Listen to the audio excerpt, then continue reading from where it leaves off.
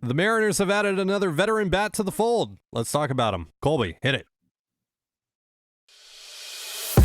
You are Locked On Mariners, your daily Seattle Mariners podcast. Part of the Locked On Podcast Network, your team every day. It is Thursday, January 19th, 2023. This is Trident Gonzalez and Colby Patnode for an emergency episode of the Locked On Mariners podcast. Thank you so much for making us your first listen after the Tommy LaStella signing. Subscribe, like, and turn on alerts if you're watching on YouTube, or subscribe and leave a 5-star review on your preferred podcast platform if you like what you hear. And if you want to hear from us even more, please consider signing up for our Patreon. The link as well as our social accounts is in the description below. The Mariners have announced a one-year major league contract with veteran infielder Tommy LaStella. We'll first offer our reactions to the deal, then we'll talk about how he fits, and we'll wrap things up by discussing Justus Sheffield, who was DFA'd to make room for LaStella tonight. But before we get into all of that, a reminder, we're giving away a $50 Mariners gift card to one lucky listener. And if you win, but you're outside the state of Washington, you'll instead receive a $50 MLB Shop or Fanatics gift card. All you have to do to enter is subscribe to our YouTube channel. If you already have, you're already in.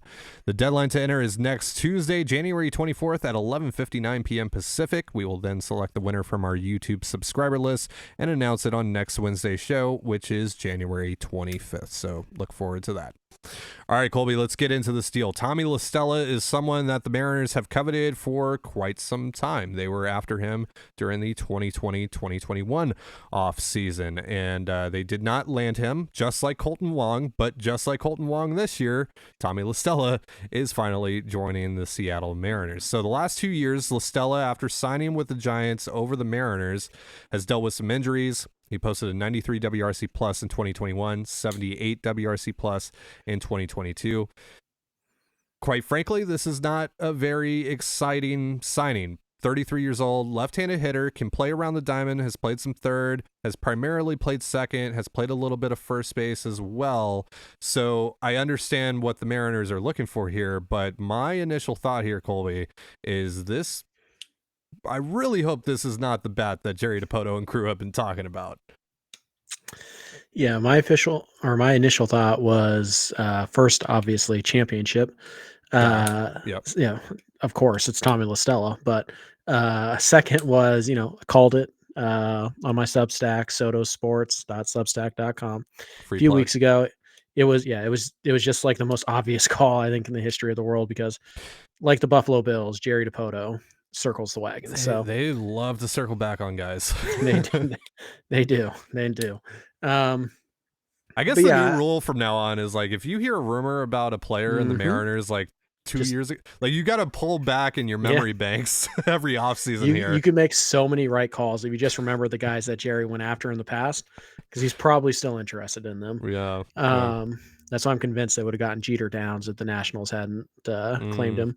But anyways, I think I understand, like, the initial, like, I don't want to say like there's initial anger on Twitter. At least I haven't seen it. But sure. There's like an initial, like, really, like, kind of like, you like, really, this is what you're going to do. I understand that, because LaStella's been pretty bad the last 2 years, pretty hurt, which is actually kind of a common theme for Tommy LaStella throughout his career. But I think the idea that, like, it's a major league deal is a little bit overblown, because yes, technically it is a major league deal, but in all practicality, this is a glorified non-roster invitee minor league deal, because the Giants are on the hook for $11.5 million of LaStella's contract. The Mariners are on the hook for the league minimum. So essentially what they did to get LaStella to come to Seattle is they gave him a 40-man roster spot, which they happen to have to give, right? The Mariners do not have a 40-man crunch yet. They're getting there, but they're not there yet. They have 4 or 5 spots they could easily open. A little surprised it was Sheffield over Bernardino. That guy's just got 9 lives, I guess. Good for Brendan Bernardino, though. Yeah, like, it's going to be crazy in October when he's still on the 40-man. But so that's all it takes, right, to get this guy to pick you over other opportunities. And LaStella was going to have other opportunities, probably other NRI offers. But if all it takes for you to get him into your camp and see if he's healthy and see if he can help you is to give him a 40-man spot, which you have, then it's totally worth it. So to me, sure. I don't think this is the bat. Although we'll talk about that in a minute, how it could be, because I have some interesting numbers there. Okay. But I don't think this is the bat. I think what this is this is Colin Moran and Tommy LaStella battling for the same spot for Sure. what probably quite literally is the 26th man on the Mariners roster. So that's how I see this. We'll see what Jerry has to say. He hasn't said anything yet. My guess is that obviously Jerry's going to be optimistic about the signing. He's not going to be like, oh, well, we wanted to do better, but so we'll see what he says. I still think Moran has a shot to make this team. I don't think LaStella is any lock whatsoever to make this team, because if he's bad, or if you like what you see from Moran more, or maybe Marlowe like explodes and you really like him, you just DFA him and you're on the hook for $750,000. That's nothing. Sure. Yeah. So yeah, I understand some of the like initial like hesitancy at a major league deal for a guy like LaStella, but I really don't think it is. Like, in all practicality, it's an NRI, even though technically it is a major league contract. Yeah.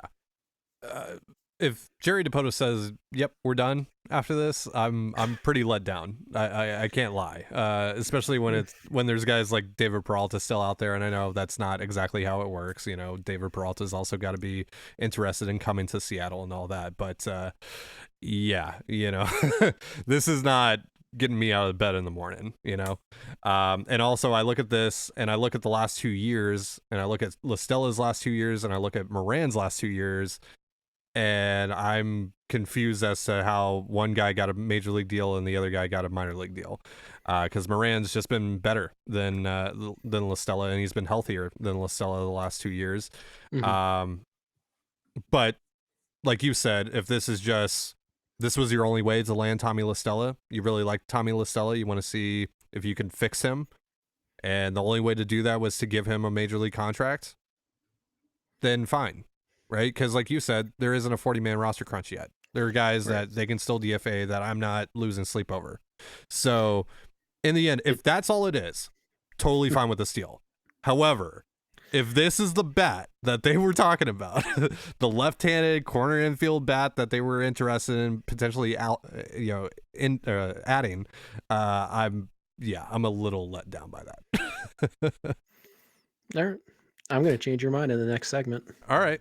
Well, let's. I mean, probably not, but probably one of us has to try, right? So yeah, you're gonna take the role of the optimistic side here, which is weird. As I usually do, as you typically do, of course, as everyone knows. All right, before we get into that, let's remind the folks real quick that today's episode is brought to them by BetOnline. BetOnline.net is your #1 source for sports betting info, stats, news, and analysis. Get the latest odds and trends for every professional and amateur league out there. From pro football to basketball, we've got it all over at BetOnline.net. And if you love sports podcasts, you can even find those over at BetOnline as well. We're always the fastest and easiest way to get your betting info. Head to the website today or use your mobile device to learn more. BetOnline is where the game starts. And you're listening to the Locked On Mariners podcast. Thank you again for making us your first listen after the Tommy LaStella signing. So, all right, Colby, try to convince me here. Has Jerry done it again? Chills. The answer is yes. Okay. No. So let me ask you something, Ty. Okay. Okay. All right. Assume this slash line is inserted into the Mariners lineup. Just the slash line. Don't think about the player. Right? Okay. 279, 347, 438. Where does that guy hit in your lineup? Repeat it one more time. 279, 347, 438. Sitting like 6, 7. Okay. I think that's about right. I think ideally that's where you'd like the guy. Yep. So what's wrong with that? You know what? Nothing, because that is the career slash line of Ty France, who people don't want to trade for Pablo Lopez, but that is his career slash line. That is Ty France's career slash line. And Ty says he should hit 6. Now, to be fair, wow. I got you. Now, again, wow. I've been bamboozled. We've all been. You have. Oh wow. I'm like Joey on Friends. That's right. That's When you're playing crazy. Bamboozled. That was Now, good. That was good. I'm proud of you for that one. thank you. Now, to be fair, right? Obviously, Ty France had a chunk of time at the beginning of his career. His first year up, he played 69 games. Nice. First 200 plate Nice. appearances weren't great. So let's throw out that first year. All right. So 2020 to 2022, Ty France has played 335 games, and he has slashed 286, 356, 444. That is an 800 OPS, right? Good player, good hitter, right? Sure. Yep. Tommy La Stella from 2017 to 2020 Okay. played in 331 games, slashed 284, 358, 441, which is an OPS of 800. Tommy La Stella from 2017 to 2020 was the exact same hitter, almost to the decimal point, as Ty France is now. Nobody wants to trade Ty France. Oh no, we can't possibly do better than Ty France. Mariners signed Tommy La Stella, and it's like, well, that's a waste of time. This is so dumb. This is so dumb. Tell me I'm wrong. Okay, so what? No, what is by this? the way, guys, what does this have to do with the conversation? I get the joke. The is that from 2017 to 2020, Tommy La Stella was basically Ty France at the plate. Sure. Okay. Right? Yes. Yes. Yes. Would you like to add another Ty France to this lineup? I mean, that's great and all, but he's not going to. Okay. He's not going to post. Is there those a numbers. non-zero chance? Let me finish. Is there a non-zero chance that Tommy La Stella can return to those levels? The answer is yes.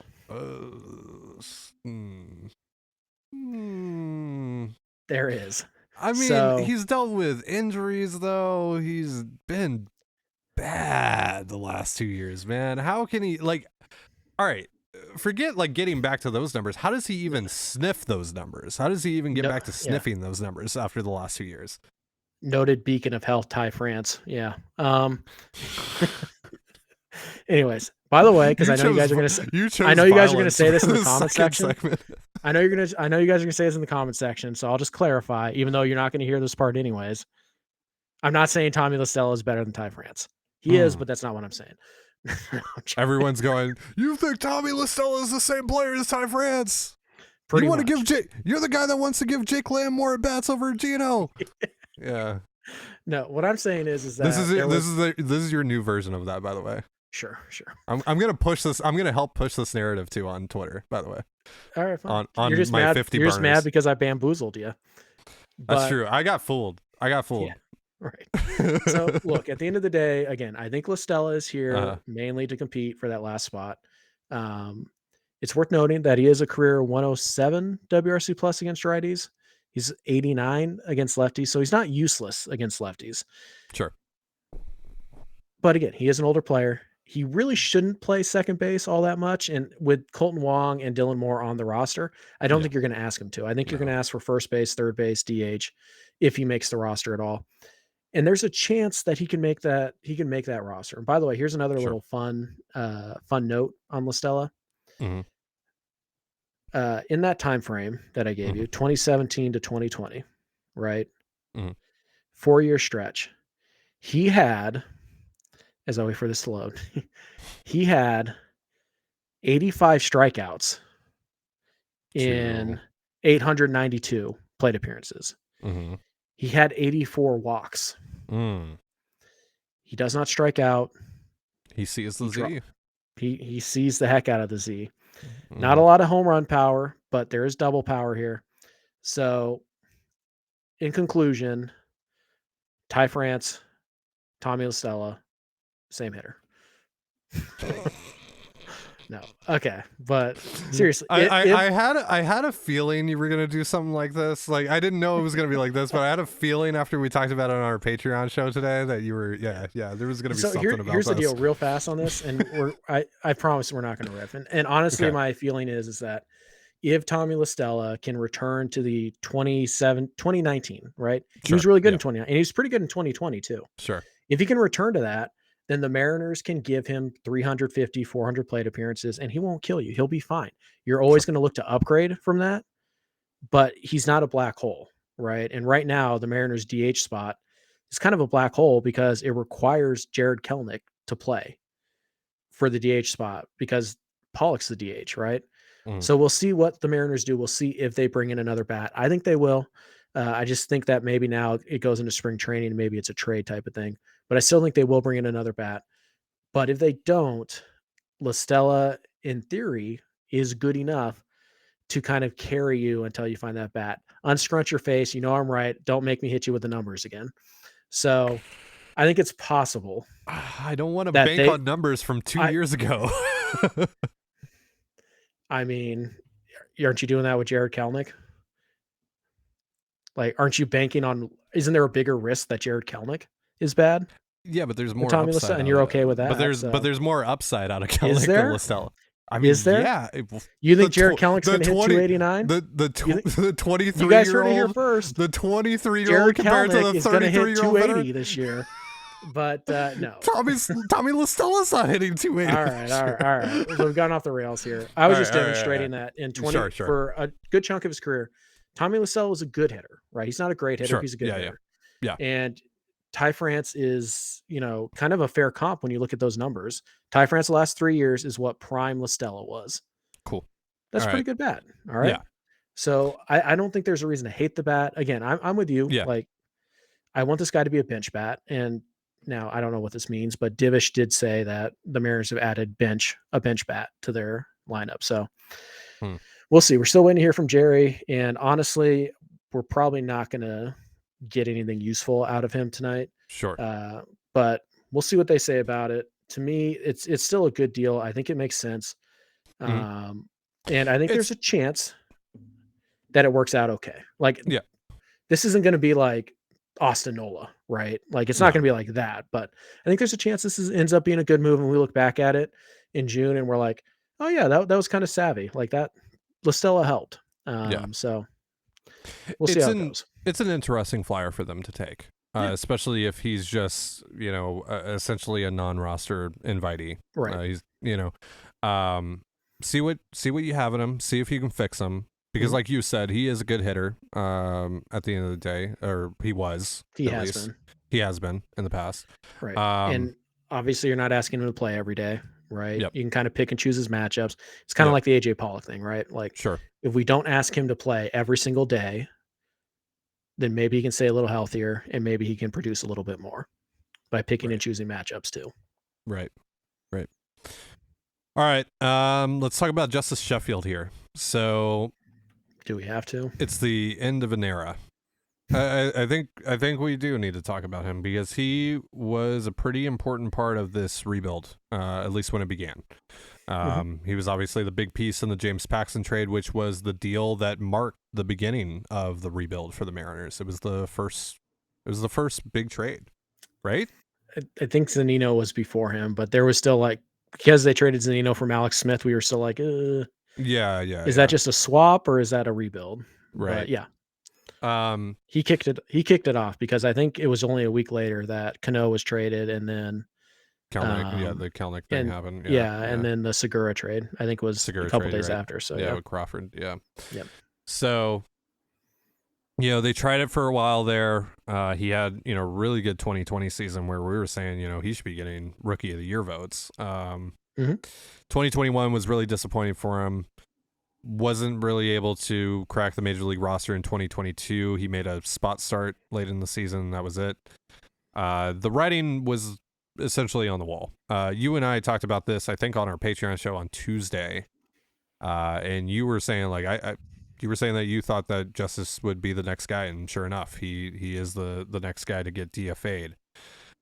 So why didn't it work for Justus Sheffield here in Seattle? First of all, pats on back. I've been on fire. I got the Sheffield thing. I got the Can you predict Brian Reynolds next? I mean, I could, but I'd be wrong. So David Peralta? I'd probably be wrong again. I'll take Matt Moore. That'd be fun. Yeah. Okay, cool. Thanks. Yeah. Anyways, one of the funny things I remember about Sheffield, and I'll get to the rest in a second, is that MLB Pipeline, after that trade was made, and then after the Kelenic trade was made, Pipeline had Sheffield as a better prospect than Kelenic. So if you're wondering how valuable prospect ranks are, there you go. But yeah, Sheffield was interesting because he was a big get when the Mariners acquired him. He was supposed to be a 3-pitch guy. He had a wipeout slider, good mid-90s fastball, athletic from the left side. But like Ty said, after the 2020 season, which he was really good, and we pounded the table for him to get MVP Rookie of the Year votes. Yep. Down ballot. Obviously, we wanted Kyle Lewis to win, and it just didn't happen. And then 2021, he took a big step back, and then 2022, he wasn't even good in Tacoma. Like, this isn't a guy who just got pushed out of the rotation. He lost his spot in the rotation and in the Mariners organization because he didn't perform. The slider really flattened out. He couldn't figure out any kind of value with the fastball, never figured out how to get the changeup to be even fringe average. He just regressed. And, he's a lefty who is athletic. And at his best, he did have a good slider and he did have a good sinker with pretty good control. So he's still young enough too. I think he's only 24, 25 years old. Justus is still a young guy. He still has a shot at a major league career. It just wasn't going to happen as a starter for the Seattle Mariners.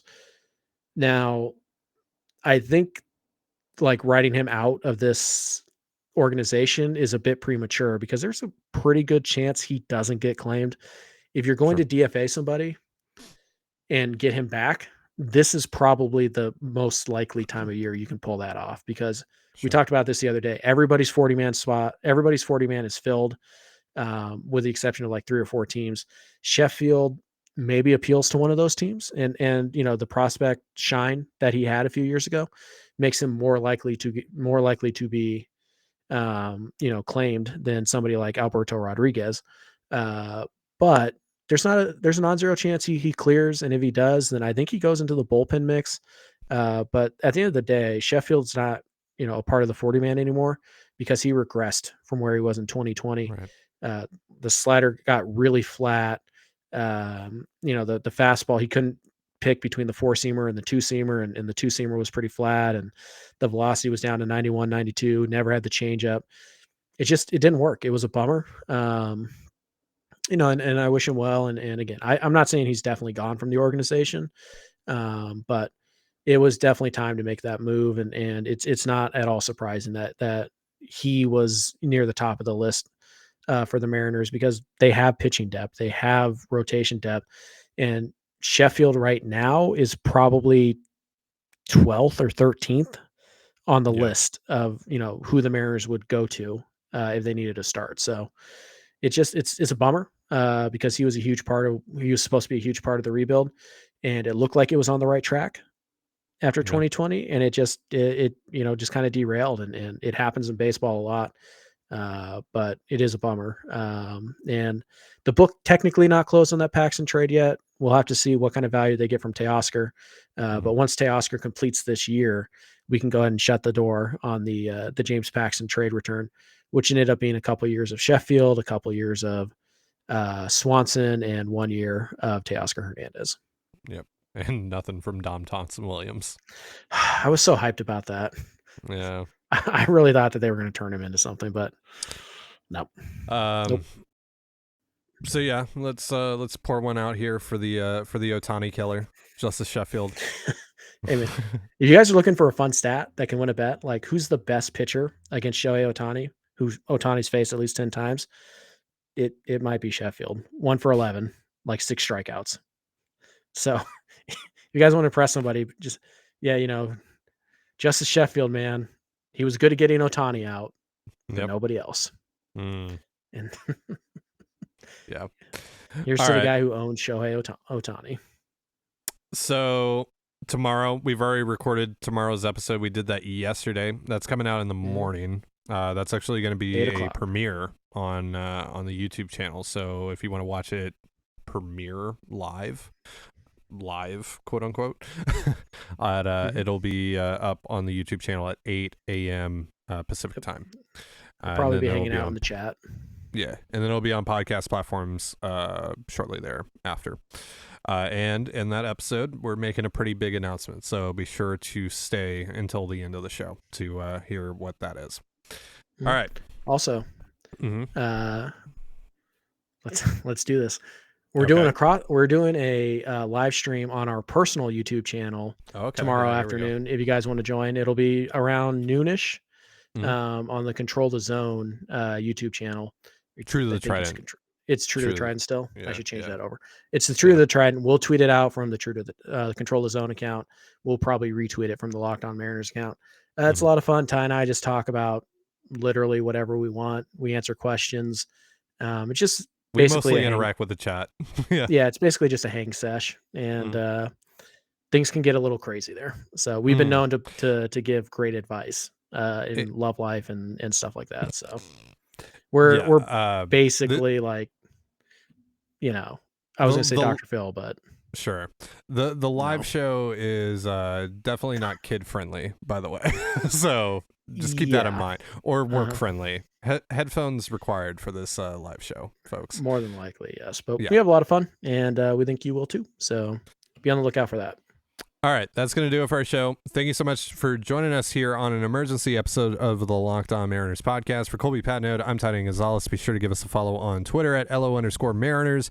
You can follow me at Dane Gonzalez, that's CANEGNZLZ, and Colby at CPAT11, that's CPAT11. You can also find all that stuff in the description of this episode. And thank you again for making us your first listen. Now make your second listen Locked On MLB Prospects. Host Lindsey Crosby is a prospect encyclopedia, and he's going deep on the MLB stars of tomorrow. It's free and available wherever you get your podcasts, just like us.